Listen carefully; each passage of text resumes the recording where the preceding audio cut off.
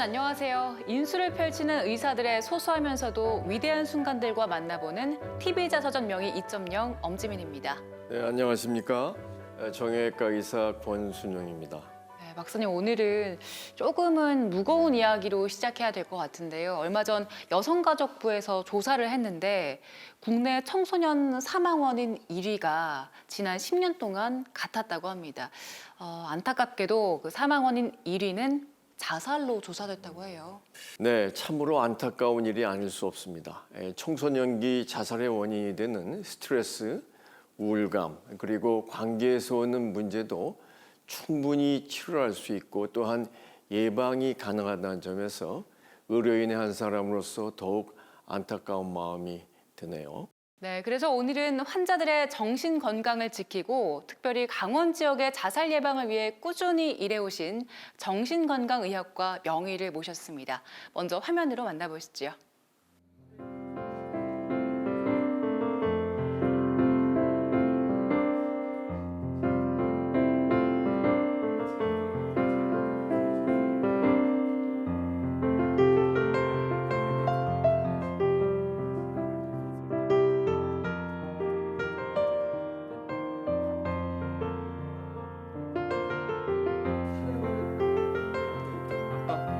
김현정 선생님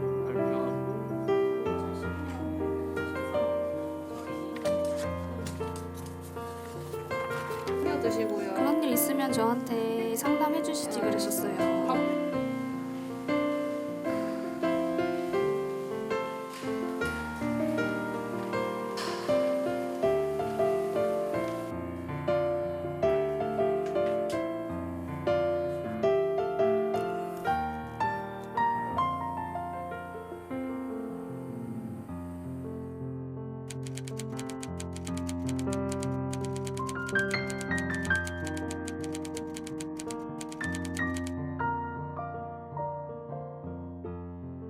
네, 오늘은 정신건강의학과 전문의 민성호 교수님 모셨습니다. 교수님 반갑습니다. 네, 안녕하세요. 네, 안녕하세요. 저희 시청자분들께 교수님 소개 부탁드릴게요. 네, 저는 연세대학교 원주 세브란스 기독병원의 정신건강의학과에서 근무하고 있는 교수 민성호입니다. 제가 하는 일은 의과대학에서 학생들을 이제 가르치는 일도 하고요. 병원에서는 중독 정신질환 또 자살 예방과 관련된 진료를 주 업무로 하고 있습니다. 교수님, 요즘은 사회가 아주 급속도로 빠르게 좀 진행되고 있고 또 다변화하기 때문에 특히 정신 건강 쪽이 상당히 중요하게 부각되는 것 같습니다. 그래서 이제 정신건강의학과도 어떤 여러 분야로 이렇게 세분화되고 그렇게 특화되어 있다 그러던데요. 네, 교수님 말씀이 맞습니다. 우선은 병에 따라서 우울 불안한 경우, 또 수면, 또 소아 청소년들을 대상으로 하는, 또 노인을 대상으로, 또 저 같은 경우에는 중독 질환을 대상으로 하는 그런 분야로 나눠져 있고요. 또 이제 치료 방법에 따라서도 나눠져 있는데, 예를 들어서 정신 분석이든지 인지 행동 치료든지 또 최면 치료, 또 마음 챙김과 같은 정신 치료의 그런 분야도 있고요. 또 정신 약물 치료를 주로 연구하는 그런 분야도 있고 예술 치료 분야 등 참 다양하게 많습니다. 네. 예전에 생각해보면 정신건강의학과에 간다고 하면 사람들이 좀 색안경을 끼고 보는 경우들이 있었잖아요. 그래서 나 우울증이 있다 이런 얘기를 잘 못하는 경우도 많았는데 요즘에 보면 뭐 유명한 연예인들도 그렇고 나 공황장애 있어서 병원 다녀요 이런 얘기들을 편하게 하더라고요. 직접 진료하시다 보면 이런 인식이 많이 바뀐 걸 느끼실 것 같아요. 네, 상당히 많이 바뀌었습니다. 10여 년 전만 하더라도 이제 다른 과에서 다른 교수님들이 환자를 저희 과로 이렇게 의뢰를 할 때 환자들한테 말씀하시는 게 어려울 정도로 부담들을 많이 갖고 어떻게 이야기를 해야지 환자가 기분이 안 나쁘게 정신건강의학과 진료를 볼까 이렇게들 많은 이제 편견도 있었고 또 사회적인 낙인을 찍히는 것도 있었는데요. 아까 말씀하셨듯이 아주 유명한 연예인들이 방송에서 나 우울했다, 불안했다, 또 죽음에 대해서도 생각해봤다 이런 문제들을 스스럼 없이 이렇게 자발적으로 이제 공개를 하고 또 잘 치료받은 이야기들을 하기도 하고요. 또 최근에는 많이 유명하신 그 우리 오은영 원장과 같은 방송에서 활동을 많이 하면서 특히 국민들이 정신질환에 대한 인식이 많이 바뀐 것 같습니다. 긍정적인 변화인 것 같아요. 교수님께서 처음 의사가 돼야겠다 마음먹게 된 계기가 네. TV 드라마를 보고서였다고 들었는데 맞나요? 초등학교 1학년 때인 것 같아요. 지금은 그 세트장이 아주 화려하고 좋지만은 그 당시에 TV 그 흑백 TV였거든요. TV에서 드라마를 보여주셨습니다. 초등학교 1학년 때인데 그 당시에 그 전쟁 영화인데 그 천막을 치고 이제 군의관이 수술하는 장면이 있었어요. 그 군인 피 흘리는 군인을 수술하는 장면이 있었는데 굉장히 그게 인상 깊었습니다. 그래서 나는 군의관이 되야겠다. 이제 나이가 들어서 군의관이 되어야 되겠다 그런 생각을 했어요. 그때는 군의관이 의사인 줄도 모르고 그래서 그렇게 군의관이 되고 싶었던 것도 있었고요. 또 다른 계기는 친한 친구 아버님이 유명하신 외과 의사셨어요. 그 친구네 집에 가면은 아버님 서재에 들어가면은 이제 외국 서적들, 의학 서적들이 있고 사진들이 있고 또 청진기도 있고 이런 것들이 굉장히 저의 마음 속에 의사가 되고 싶은 마음을 영향을 주셨던 것 같습니다. 근데 교수님께서 특별히 이런 정신건강의학과에 대해서 선택하게 된 동기가 있으신지요? 네, 제가 좀 제 자랑 같지만 수학 물리를 굉장히 좋아했습니다. 좋아하고 잘하고 영어 국어 공부를 하면은 한 30분도 안 됐는데 졸린데 수학 물리는 문제를 풀면은 밤을 새도 졸립지 않을 정도로 이렇게 좋아했었거든요. 그래서 고등학교 1학년 때 저는 당연히 이과 문과반 나눌 때 이제 이과를 지원을 했고요. 전혀 주저함 없이 이과를 선택했는데 고등학교 2학년이 되고 나니까 우리 이과반 아이들은 인생에 대한 무슨 관심도 없는 것 같고요. 사회에 대해서도 관심들 없는데 문과반 아이들을 보니까 문과반 아이들은 삶에 대해서 또 인생에 대해서 사회에 대해서 나라의 문제에 대해서 고민들을 하더라고요. 그래서 항상 그게 좀 부럽고 나도 좀 저렇게 됐으면 좋겠다 하는 그렇게 하고선 고등학교를 지냈고 또 의과대학에 막상 이제 입학을 하고 나니까 우리 의예과 친구들도 이과반 아이들처럼 똑같이 그런 사회 문제나 삶의 문제나에 대해서 관심이 없더라고요. 그러면서 마음속으로 인문 사회적인 그런 뭐 갈증이랄까요? 그런 게 있었습니다. 근데 예과 1학년 때 강의를 들었던 의사회학이라는 과목과 예과 2학년 때 들었던 행동과학이 좀 많이 그런 저의 갈증을 좀 해소시켜주는 그런 부분이 있었고요. 그래서 정신과가 이런 분야랑 좀 비슷한 거 아닌가 하는 그런 생각을 가졌었습니다. 그 정신과 분야에서도 이 중독 분야에 이제 관심을 가지시고 그쪽에 특히 이제 그 세분화하는 네. 그런 연구라든가 진료를 하셨는데 어려운 분야 같습니다. 네. 뭐 특별히 이 중독 분야에 관심을 갖고 이렇게 전공하시게 된 동기가 있으신지? 제가 제일 이제 존경하는 이제 스승님이 알코올 중독 또 중독 질환에 대해서 관심이 많으셨습니다. 그래서 저는 대학 교수가 된 것도 그 교수님과 같이 있고 싶어서 교수님을 따라가고 싶은 건 아니고 교수님과 같이 있고 싶어서 대학을 이제 대학에서 남아서 교수가 되기로 이제 생각을 했고요. 또 전공 분야도 중독을 교수님 따라서 이제 정하게 됐는데요. 교수님께서 이제 중독을 전문으로 한 교수가 2명이나 있는데 둘 다 알코올 중독을 하는 것보다 내가 이미 알코올 중독을 하고 있으니까 자네는 그 밖의 중독들 예를 들면은 이제 마약 중독이든지 또는 그 도박 중독 같은 행동 중독 또는 뭐 성 중독 이런 것들을 하면 어떻겠냐 그렇게 말씀을 하셨습니다. 또 금연 치료도 마찬가지고요. 그래서 그런 중독을 했는데 이제 한 10여 년 전에 교수님께서 은퇴하신 다음에는 요즘은 알코올 중독 또 그 금연 치료 또 약물 중독 그런 그 물질 중독이랑 또 그 인터넷 중독, 도박 중독 같은 이제 행위 중독 이런 것들을 모두 아울러서 이제 전공으로 하고 있습니다. 네. 그 중독에 대해서는 교수님의 영향으로 전공을 하게 되셨고 지금은 또 이제 자살 예방과 관련해서 치료를 하고 계시잖아요. 네. 자살 예방 관련해서는 어떤 계기로 시작하게 되신 거예요? 2008년이었던 걸로 기억합니다.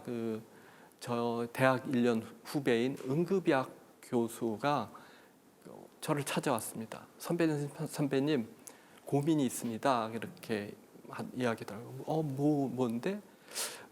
응급실에 단골 환자가 있어요. 그런데 참 그게 많아서 단골 환자가 많아서 걱정입니다. 그래 무슨 환자입니까? 자세히 좀 물어보니까 같은 이유로 반복해서 병원을 온다고 하는 거예요, 그분이. 그런데 마지막에는 결국 죽어서 병원에 오더라 이렇게 얘기를 하는데 그 환자분이 바로 자살 환자들입니다. 자살 환자들이 그 자살 시도를 좀 반복해서 하시는 경우가 있거든요. 그러니까 응급실로 그렇게 한 번 왔는데 똑같은 이유로 얼마 지나지 않아서 또 오게 되고 근데 나중에는 돌아가시더라 이제 그런 이야기였습니다.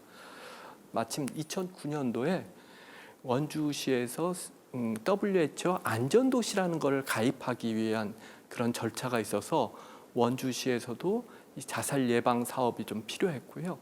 중앙정부에서도 자살 예방에 대해서 본격적으로 이제 관심을 갖기 시작을 했습니다. 그때 이제 제가 이제 정부 또 원주시 이 사업을 하게 돼서 같이 제가 자살 예방 사업을 시작하게 되었습니다.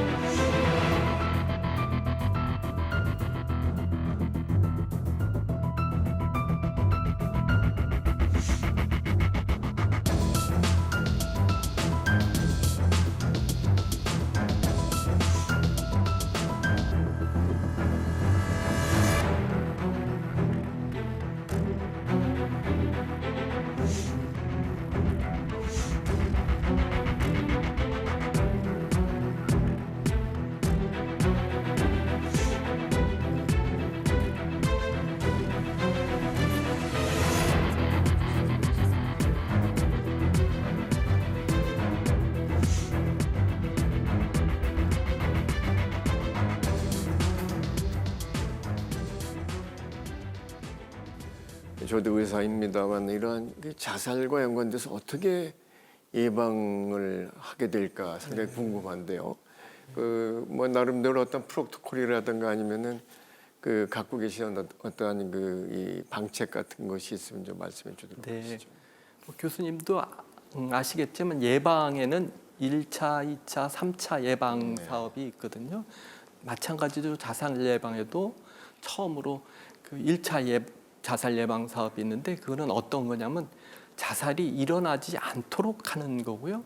또 자살 문제가 생길 수 있는 그런 위험한 것들을 이제 없애게 하는 것, 또 자살이 생기지 않게 하기 위해서는 어떤 생명 존중하는 그런 사회를 만드는 것, 구축하고 또 그것을 국민들한테 홍보하고 교육하는 그런 일입니다.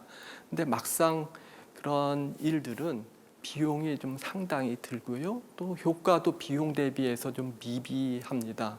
그래서 1차 자살 예방 사업은 그런 게 있고요. 두 번째로는 2차 자살 예방 사업이 있는데요. 이거는 자살 문제가 있는 분들을, 자살 문제가 좀 생기려고 그러는 분들을 빨리 발견해 가지고 빨리 치료하는 겁니다. 예를 들어서 저희 같은 경우에는 이제 대국민 강연을 한다든지 또는 지역사회에서 캠페인을 한다든지 또 이제 지금 정부에서는 뭐 10년에 한 번, 5년에 한 번 건강검진 때 이제 간단한 설문을 통해 가지고 자살 문제가 조금 있는 분들을 빨리 발견을 해서 그분들한테 적절한 서비스를 제공한다든지 그분들의 문제를 해결하는 것이 그 2차 자살 예방 사업인데 이것도 비용 대비 좀 효과가 좀 낮은 편입니다. 마지막으로 하는 것이 이제 그 3차 자살 예방 사업인데요. 이거는 이미 자살 문제가 있는 분들을 대상으로 그분들의 지금 문제를 좀 도와드리고 그분들이 다시 자살을 시도하지 않도록 하는 것이 이제 3차 자살 예방 사업 이렇게 나눌 수 있습니다. 그러면 그 세 가지 예방 사업 중에서 교수님께서 직접적으로 좀 많이 관여하시는 게 어떤 건가요? 네, 3차 자살 예방 사업인데요. 그 사업 중에서도 이제 응급실로 오시는 자살 시도자들에 대한 사례 관리 사업을 하게 되었고요. 또 최근에 한 4년 전부터는 자살로 돌아가신 분의 이제 유가족을 이제 지원하는 그런 사업을 지금 하고 있습니다.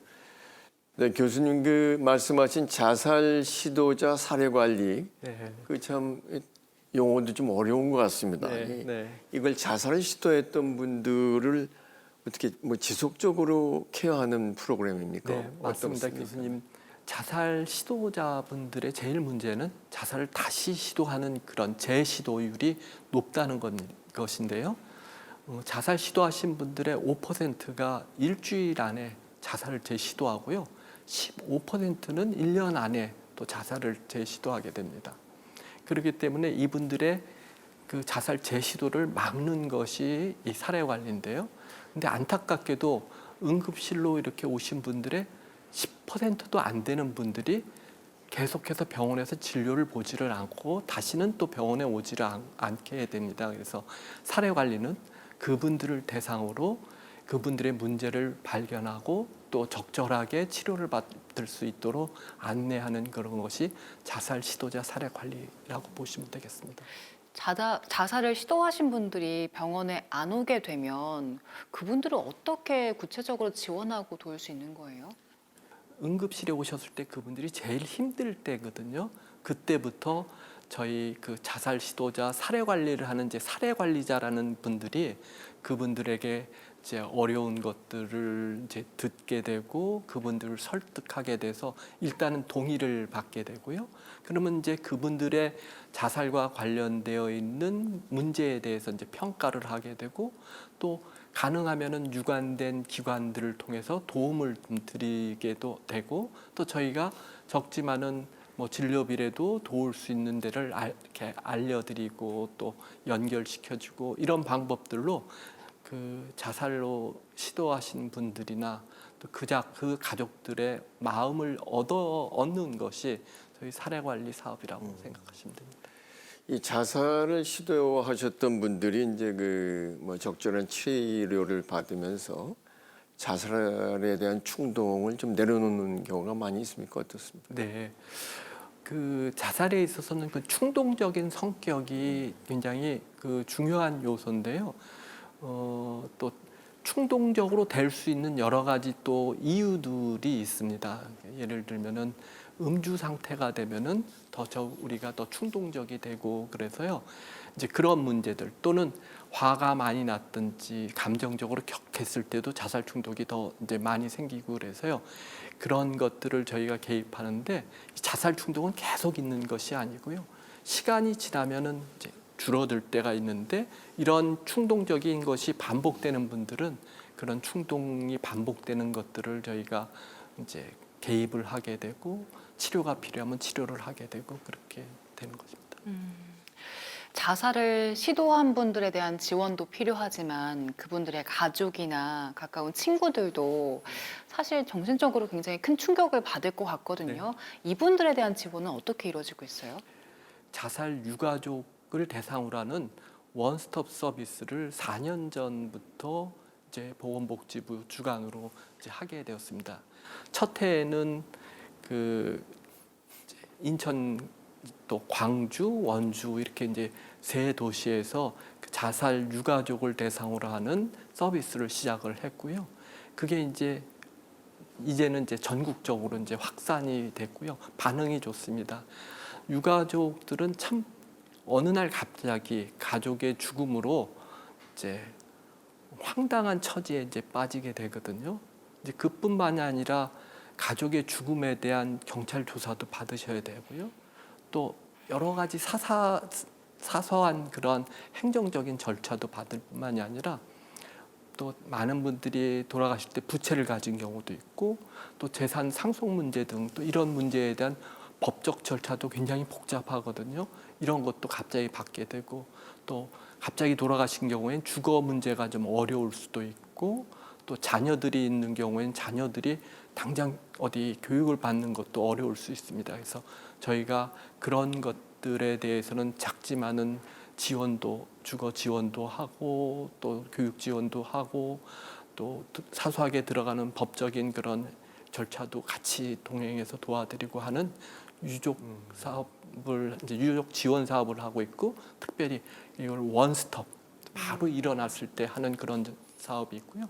또 다른 것은 유족들이 너무 상처를 많이 받았기 때문에 그분들 또한 많은 스트레스를 외상을 받게 되고 스트레스가 생기게 되고 그래서 그분도 우울해질 수 있고 또 심지어는 자살의 문제도 또 생길 수도 있어서 그분들에 대한 심리적 지원은 더 오랜 기간을 통해서 지원을 하고 있습니다.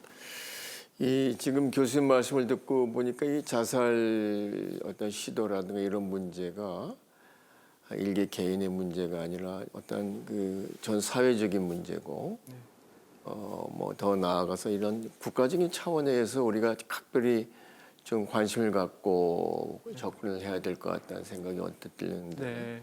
외국의 경우에 있어서도 이 자살을 상당히 중시 여겨서 아주 그 모범적으로 관리하는 나라가 있다고요. 네, 말씀하시면 대표적인 나라 두 나라만 좀 소개를 드리면요. 핀란드, 북유럽에 있는 핀란드입니다. 자살률이 이제 높았습니다. 핀란드가 그랬더니 이제 중앙 정부에서 자살로 돌아가시는 모든 분에 대해서 심리적 부검이라는 자살의 원인이 뭔가 하는 것을 이제 전수조사를 하게 되고 또 원인을 파악하고 적극적으로 중앙정부에서 이제 개입을 해서 자살률을 떨어뜨린 그런 사례가 있고요. 또 옆에 나라 일본도 한 3, 40년 전에 자살률이 높았었는데 중앙정부에서 강력하게 이제 그 컨트롤 해가지고 그래서 자살률을 좀 떨어뜨린 그런 두 나라가 모범적으로 잘했다고 저는 생각이 듭니다. 자살 예방과 연관된 어떤 지역 사회에 있어서 그 사업을 다양하게 지금 펼치고 계신데 그동안 그 전 교수님의 노력으로 인해서 가시적으로 그리고 괄목할 만한 성과가 있었다고요. 좀 부끄럽지만 그 자살 시도자 사례 관리 사업을 제가 우리나라에서 이제 처음으로 2009년도에 성공을 했습니다. 구축을 하고 성공을 했고요.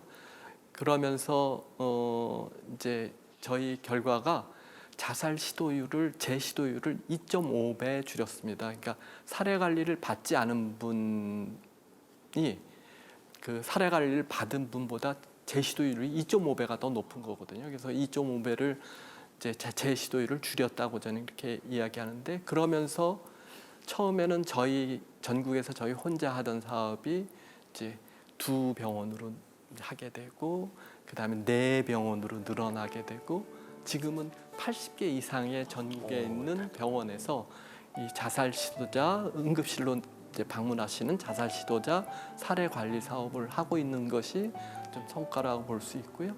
또 4년 전에 시작한 유가족 지원 사업도 인천, 광주, 원주에서 했는데 이제는 전국 단위로 이제 유가족 지원 사업이 됐으니까요. 굉장히 보람을 갖고 있습니다.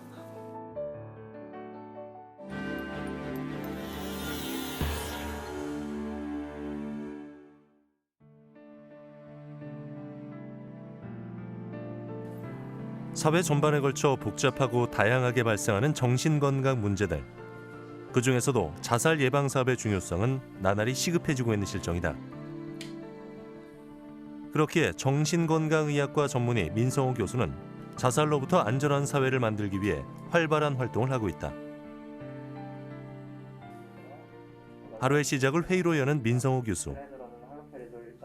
비염 때문에 약을 달라, 그다음에 뭐 부정치료 때문에 산부인과를 보고 싶다 그런 문제를 좀 많이 호소하고 계시고 경제적인 어려움 때문에 사회사업 등이 되고 있긴 하는데 회의를 통해 자살을 시도했던 입원 환자의 문제와 치료 계획을 논의한다. 네, 안녕하세요. 어서 오세요. 전인수 씨. 지난주에 어떻게 잘 지내셨어요? 시작했는데 이것이 대부분 많은 환자분들이 졸리니까 커피. 부드러운 말투와 환자를 편안하게 해주는 태도. 민성호 교수는 환자를 진심으로 대하는 의사로 정평이 나 있다. 먹었다 안 먹었다 그러면 오히려 약을 오랫동안 쓰시게 되거든요. 소량으로 이제 아주 천천히 줄이면서 나중에 약 없이 잘 지내실 수 있을 것 같아요. 이렇게 내가 나에 대해서 더 관심을 갖고 나를 더 소중하게 여기고 그러기 위해서 지금 치료도 같이 하고 계시는 거니까 걱정하지 마시고 꾸준하게 좀 치료 받으셨으면 좋겠고 또 한 주 잘 지내셨으면 좋겠습니다. 감사합니다, 교수님. 다음 주에 또 뵙도록 하겠습니다. 네, 감사합니다. 네, 감사합니다. 네. 오더니 선배님 뭐 응급실에 단골 환자가 있다는 거야. 그래서 무슨 환자냐 그랬더니 정말 반복해서 똑같은 걸로 온대. 그러더니 나중에 죽어서 오더래. 그게 이제 자살 시도자였고 의대 학생들을 가르치는 교육자이기도 한 민 교수.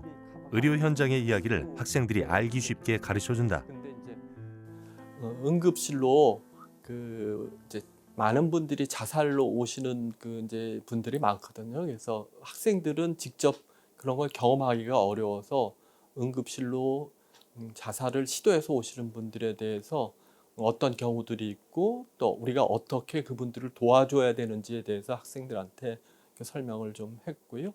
또 지난 한 14년 동안 제가 해왔던 그 자살 시도자 사례 관리에 대해서 좀 안내 이야기를 좀 해줬습니다. 민성호 교수님은 특별히 좀 임상적인 부분을 많이 알려주시고 실제로 어떻다라는 점을 학생 관점에서 잘 설명을 해주시는 게 좋은 것 같습니다. 그러면 오늘 회의를 시작하도록 하겠습니다. 16년 전부터 정신건강복지센터와 자살예방센터의 센터장으로 활동해온 민성호 교수. 회의록에 보면은 홍보문 캠페인에 국내 최초로 자살 시도자 사례 관리 사업을 운영하며 지역 사회 자살 예방을 위해 힘쓰고 있다. 제가 그 자살 시도자 사례 관리 이제 국내에서 제일 먼저 성공적으로 했다고 그러죠.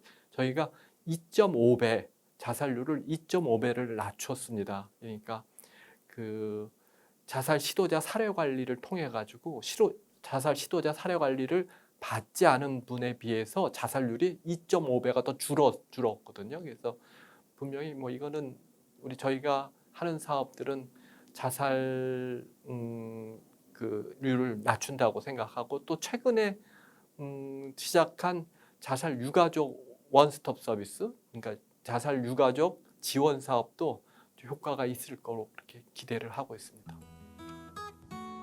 최근엔 자살 유가족의 아픈 마음을 치료하는 데까지 지원을 확대해 나가고 있다. 우리 센터장님께서는 이제 유족분들의 힘듦과 그 힘든 애도 과정을 겪어 나가는데 어떻게 하면 좀 도움 될 수 있는지 그 부분에 대해서 처음부터 또 기획을 하시고 우리나라에서 처음으로 이제 시행을 하신 분이신데 우리 유족분들 하나하나 살피는 데에 대한 태도나 방법들 그리고 어떻게 하면 더 지지해 드릴 수 있을지 그런 자원들을 찾는 부분 그리고 또 저희가 이제 경찰, 소방이라든지 의료기관이라든지 이런 기관들하고 네트워크가 되어 있는데 그렇게 연계되어 있는 기관들하고도 잘 소통할 수 있도록 여러 가지로 많은 노력들을 하나하나 다 세세하게 하고 계십니다. 의료진과 사례관리자, 정신건강복지센터 직원들이 함께하는 대규모 회의가 열렸다.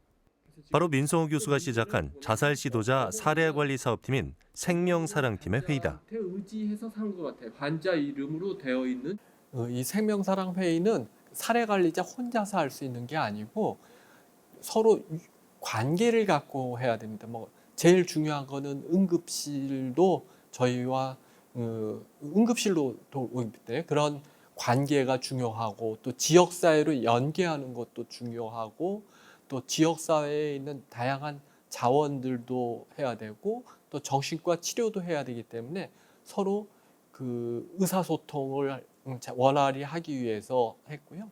또 하나 중요한 거는 이 자살과 관련된 전문가들이 없었거든요. 그분들을 지도하고 교육하는 그런 또 목적으로 이 생명사랑 회의를 하게 됐고요. 민성호 교수는 매주 생명사랑 회의를 통해 관계자들을 교육시키고 팀워크를 다지고 있다. 보통 우리가 알고 있는 의대 교수님의 영역을 넘어서서 지역사회 정신건강 사업을 하시는 거는 다른 일반적인 교수님들이 다 하실 수는 없는 영역이라고 저는 생각이 들고요. 그런 부분에 있어서는 대단하신 분이죠. 소중한 생명을 구하는 일에 누구보다 앞장서온 민성호 교수. 현재 너무나 고통스러워 자살 충동을 느끼는 사람들에게 그는 꼭 하고 싶은 말이 있다고 한다. 네, 한번 들면은 괜찮고, 근데 들기 전까지 과정. 자살은 계속 이 자살하는 마음이 유지되지는 않습니다. 근데 자살을 생각하시는 분들은 지금 심정은 곧 하늘이 무너질 것 같고 어디로 도망갈 구멍이 없는 것 같이 느껴지시는 경우들이 많거든요. 지금 많이 힘들면은 도움을 받으시는 게 좋을 것 같습니다. 전문가들이 참 많거든요. 내 주변에도 전문가들의 도움을 받고 그러시면은 나중에 그때 참 잘 결정을 했다라는 그런 생각을 가지시게 될 것 같습니다. 저희가 보통 기사나 보도를 통해서 그 자살과 관련된 사연들을 좀 알게 되는데 자살 시도자분들의 경우 대다수가 좀 충동적인 경우가 많다고 하더라고요. 네, 맞습니다. 그 충동성이 아주 큰 문제인데요. 근데 이제 충동적인 그런 성향이 있는 분들이 더 자살 시도를 많이 하는 데다가 또 이 충동적인 상황이 있습니다. 충동적인 상황이 있는 게 우리가 술을 마시게 되면은 쉽게 충동적이 되죠. 뭐 많은 다른 범죄들도 그렇고 성범죄도 그렇고 다 음주 상태에서 일어나는 게 그 충동성 때문에 이제 그러는 거라서 음주가 더 충동적이게 하고요. 또는 여러 가지 스트레스 때문에 감정적으로 격해졌을 때도 쉽게 충동적으로 되는 경향이 있습니다. 이 코로나가 지금 이제 어느 정도 엔데믹으로 돌아와서 사회적 거리두기라든가 아니면 전반적인 면에서 많이 완화됐지 않습니까? 네. 근데 오히려 이 상황에 있어서도 그런 정신과적 측면에 있어서 자살과 연관된 그런 면에 각별한 관심을 둬야 된다 그러던데 네. 어떤 연유 때문에 그런가요? 교수님 말씀이 맞습니다. 막상 저희가 그 코로나 대유행 시절에는 자살률이 올라가지를 않았습니다. 오히려 자살률이 한동안은 좀 떨어지는 것도 있었습니다. 근데 이제 우리가 코로나로 인해서 그 경제적으로 많이 좀 어려워졌습니다. 근데 이 경제적인 어려움에 대해서는 우리가 각별히 더 신경을 써야 되는 이유가요. 우리나라의 자살률도 경제적 어려움이 있을 때 우리가 1997년에 외환 위기, IMF 외환 위기 때 자살률이 많이 올라갔고요. 2000년대 초반에 이제 카드 대란이라는 그런 걸로 그때 또 자살률이 줄지 않고 계속 올라갔고요. 또 2008년, 9년 이때 국제 금융 위기, 우리가 서브 프라임 모기지, 또 리먼 브라더스 사태 이런 걸 통해 가지고 경제적으로 어려울 때 자살률이 계속 올라갔습니다. 그러기 때문에 지금의 이제 코로나 후에 경제적으로 어려운 분들, 또 최근에는 학생들 사이에서도 또 인터넷 게임이나 또 그게 도박과 관련돼서 불법 도박과 관련해서 그 학생들이 많이 지금 노출이 되고 있어서 그런 경우가 다 경제적으로 그 어려움을 갖게 되는데 그때 자살률은 문발에서 이제 올라가기 때문에 특별히 우리가 경계해야 될 시기가 지금이 아닌가 그렇게 생각합니다. 자살을 조금이라도 줄이기 위해서는 우리가 좀 잘 알아야 될 것 같아요. 주변에서 좀 자살 충동을 느끼는 경우가 있을 때 네. 어떻게 얘기를 해주는 게 좋을까 그게 참 고민스럽긴 하거든요. 네. 너와 힘든 걸 이해한다 아니면 그러면 안 된다라고 그냥 무조건 막는 게 좋을지 어떻게 해두는 게 좋을까요?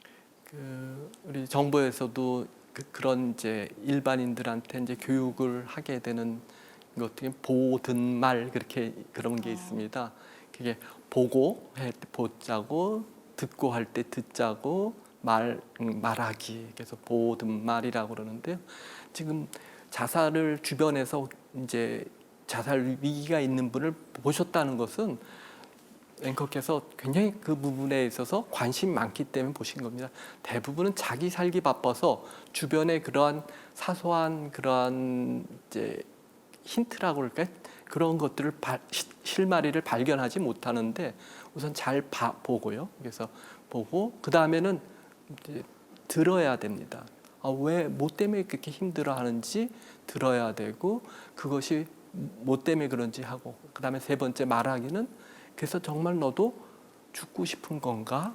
이걸 물어보는 것이 이제 필요한 겁니다. 그래서 그리고 만약에 죽고 싶다면은 지금 당장 어떤 방법도 갖고 있는지 물어보는 거고요. 그 다음에 그냥 막는 것보다는 그게 분명할 때 또는 또 물어보는 것이 이전에도 그런 적이 있는지도 물어봐서 그런 것들이 하나라도 좀 있으면은 그다음 주변에 있는 이제 전문가들한테 도움을 받는데요. 지금은 전국의 모든 지역사회에 그 자살 예방 사업을 담당하는 분들이 있거든요. 그러니까 그분들의 도움을 이제 구해야 되겠죠. 그래서 제가 지금 전화번호를 알려드릴 수 있는데 1577-0199 하면은 전국 어디서나 그분들한테 연락이 되거든요. 그래서 그 도움을 받는 거입니다. 제일 하지 말아야 될 것은 야, 술 먹고 술 같이 먹고 풀어 이럴 때 많은 연예인분들 또 유명했던 연예인분들 결국은 그 문제가 술자석에서 해결이 안 되고 혼자 이제 돌아와서는 극단적인 선택을 한 경우가 있어서 절대 그런 분들한테 술을 권하는 것은 좋지 않습니다. 충동적이게 되니까요. 네. 보고 듣고 말하고 이제 관심을 좀 갖고 1577-0199로 외우셨네요. 네, 도움이 된다는 말씀이신데 그 여러 환자들을 보셨잖아요. 네. 기억에 남는 분 있으세요? 여러 명이 이제 생각이 나죠. 여러분이 지금 생각이 떠오르는데요. 가장 먼저 떠오르는 분은 이제 1989년 제가 이제 전공의 1년차 때 봤던 이제 조현병 환자였던 원모 씨가 생각나고요. 두 번째 환자가 조모 씨인데 과대망상 때문에 많이 힘들어했고 세 번째 환자는 정선 학생이었는데 방 모양이었는데 이제 조울병 양극성 장애로 이제 힘들었던 분 생각나고 또 최근에 보고 있는 이모 양도 생각이 나요. 자살 충동 때문에 너무 힘들어하고 수도 없이 자살을 시도했었는데 지금 그 자살 충동으로부터 이겨내려고 굉장히 열심히 노력하고 있거든요. 정말 이쁩니다. 그 노력하는 그런 것들이 그래 부모님이 그렇게 말씀하시잖아요. 열 손가락 깨물어서 안 아픈 곳이 없다고.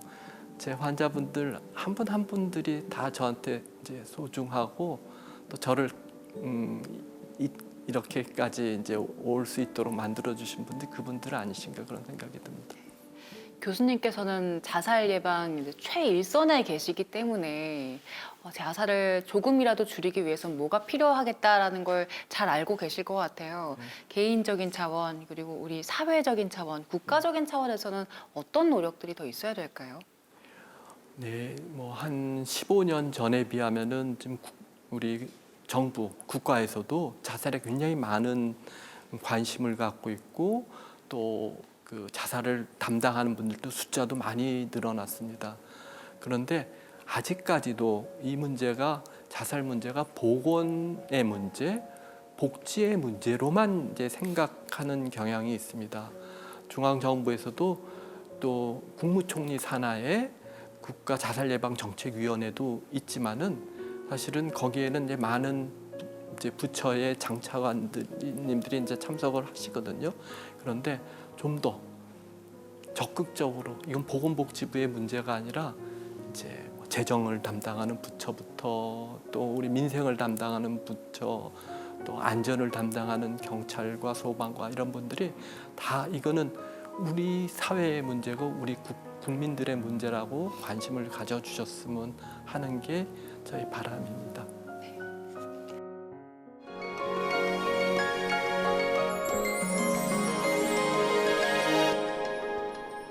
네, 이번에는 명예의 명강연 함께 들어볼 텐데요. 오늘 민성호 교수님께서 자살 예방을 주제로 강의를 준비하셨다고 합니다. 자살에 관련된 통계 그리고 스트레스를 조절할 수 있는 방법까지 있다고 하니까요. 함께 들어보겠습니다. 네, 자살 예방에 대해서 짧지만 제가 소개를 드리도록 하겠습니다. 이 그래프는 그 OECD 국가라는 것부터 소개를 드려야 될 것 같은데요. OECD 국가는 그 사회 경제적으로 잘 사는 나라들의 집단이거든요. 지금 한 38개 국가까지 아마 있는 것 같습니다. 근데 OECD 국가들의 자살률을 보여드리는 거고요. 인구 10만 명당 자살자가 몇 명인가 하는 겁니다. 보면은 노란색이 제일 먼저 그 보이실 테고요. 이게 아마 헝가리인데요. 1980년대 헝가리는 50명 가까이, 인구 10만 명당 50명 가까이 올라갔었고요.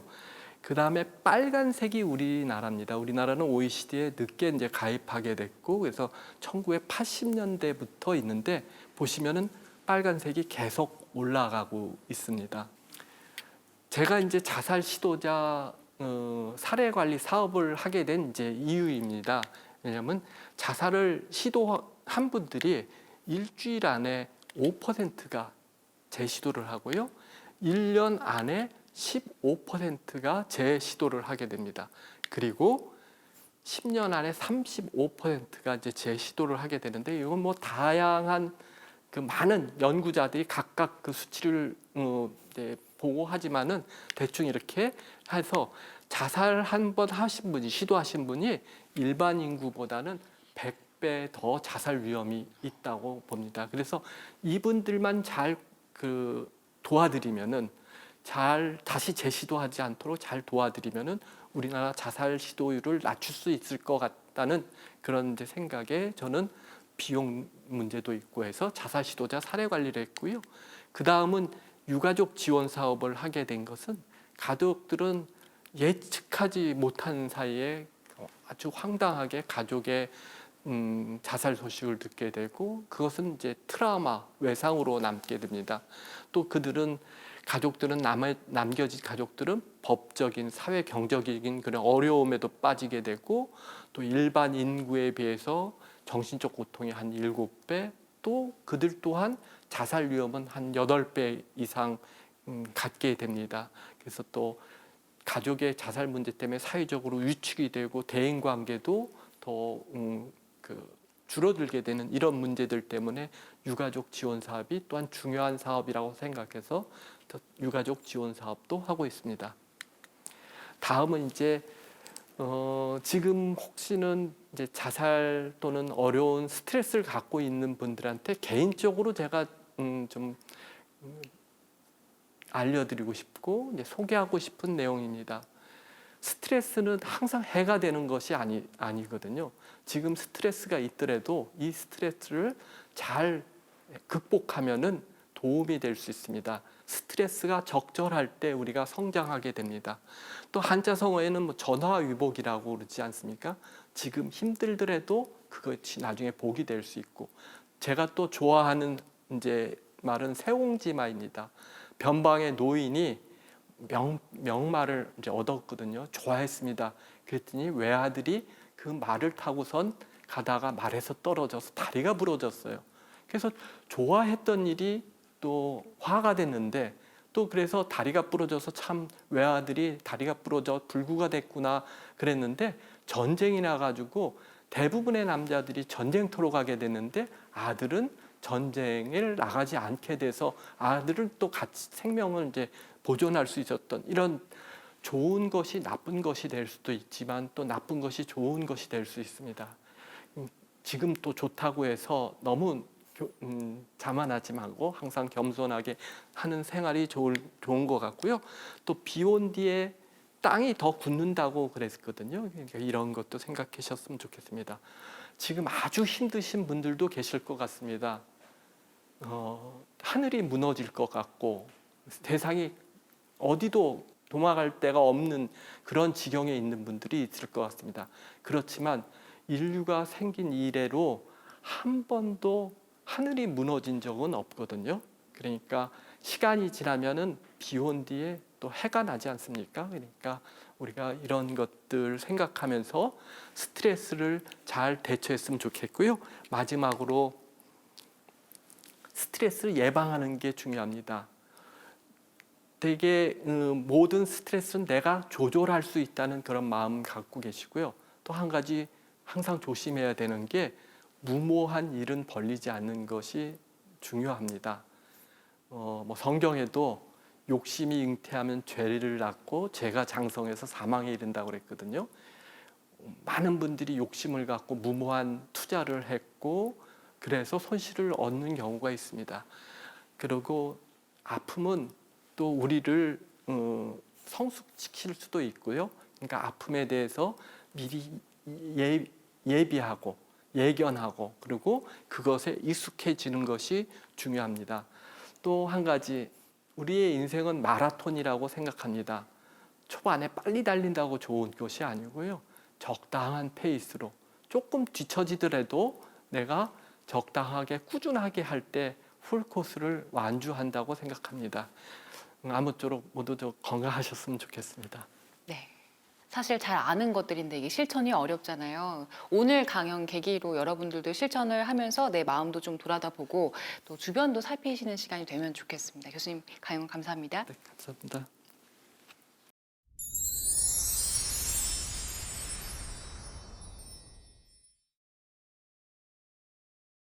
네, 저희가 이제 공식 질문을 드릴 텐데요. 서양에서는 그 좋은 의사, 명의가 어떤 사람이냐고 물으면 내 어머니를 맡길 수 있는 의사라고 하더라고요. 교수님께서 생각하시는 좋은 의사는 어떤 사람인가요? 제가 가장 존경하는 분은 그 신정호 교수님이라고요. 저희 은사십니다. 저를 이제 바른 정신건강의학과 의사로 만들어 주시고 교수로 이끌어 주셨고 또 단순히 병만 보는 의사가 아니라 좀 더 큰 사회 나아가서는 국가 세계를 볼 수 있도록 큰 눈을 갖게 해주신 분이 우리 신정호 교수님이시고요. 신정호 교수님한테는 저희 가족들을 이렇게 의뢰드려도 될 것 같습니다. 저희가 신청곡도 받고 있어요. 교수님 듣고 싶은 노래 있으세요? 산호라면이라는 곡인데요. 특히 후반부가 전 좋은 것 같습니다. 제가 그 연구 강사를 꽤 오래 했거든요. 롱펠로라고 그러는데 그때 사실 저도 어려웠습니다. 교수가 될 수 있을지 기다리고 그냥 교수님들이 좋아서 같이 있는데 그럴 때마다 샤워하면서 틈이 날 때마다 큰 목소리로 불렀던 곡이기도 합니다. 많이 어려워하시는 분들, 그분들과 같이 듣고 싶은 곡입니다. 이 앞으로 이 지역사회의 어떤 정신건강을 위해서 어떤 뭐 소망이라든가 아니면 바라고 싶은 그러한 그 목표가 있으면 말씀해 주도록 하시죠. 네.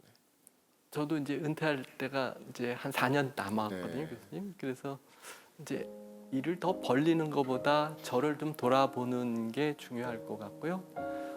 좀 더 하고 싶으면 후배들 또 제자들이 참 훌륭한 친구들이 많이 있습니다. 그런 친구들이 우리 병 또는 환자 가족뿐만이 아니라 우리 국가를 위해서 좀 더 큰 일들을 할 수 있도록 후배들의 성장을 좀 도와주고 또 같이 고민 있으면 같이 고민하고 그러고 싶습니다. 자살 예방을 위한 생명사랑 캠페인이라는 사이트가 있는데요. 그 사이트를 보면 이런 글귀가 있더라고요. 당신은 소중한 사람입니다. 당신은 그 존재만으로도 아름답고 가치 있는 사람입니다. 포기하지 마십시오. 네. 모든 사람들의 생명을 소중하게 여기고 가치 있게 보는 것, 그것이 바로 의술의 시작이라고 생각이 됩니다. 오늘 민 교수님의 강의를 들으면서 저희들 이 사람은 존재만으로도 이미 충분히 빛나고 아름답다는 것을 여러분 모두 느끼셨을 거라고 생각이 됩니다. 오늘 그런 의미에서 우리 정신건강의학과 민성호 교수님과의 어떤 강의 그리고 나눔은 아주 그 뜻깊은 시간이 아니었는가라고 생각이 됩니다. 감사합니다. 교수님 감사합니다. 감사합니다. 네, 오늘은 명의를 모시고 정신 건강에 대해서 알아봤습니다.